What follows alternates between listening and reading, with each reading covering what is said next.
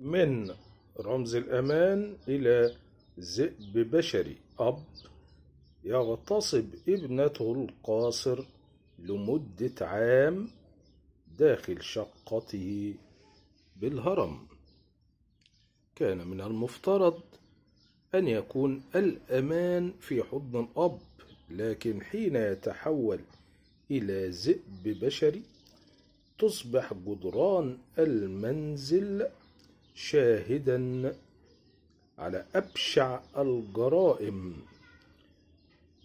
ذلك الرمز المقدس في حياة ابنته يفترض به أن يكون الحضن والحصن والأمان، العين الساهرة على راحتها والصدر الذي يحتوي ضعفها. لكن هناك من تحول إلى شيطان في صورة بشر. ففي مأساة هزت منطقة الهرم بمحافظة الجيزة بطلها أب تجرد من كل معاني الرحمة وانتهك براءة ابنته القاصر تحت سقف بيت واحد في غرفتها على سريرها ليلا بعد ليلا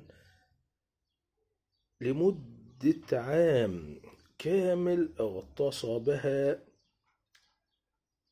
لا جسديا فقط، بل اغتال معها طفولتها، براءتها،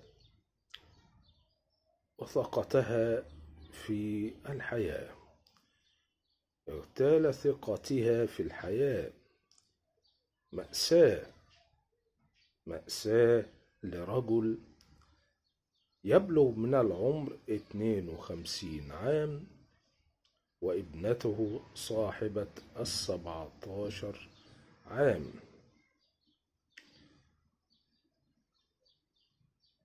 وتم ضبط المتهم وإصدار إذن مسبق من النيابة.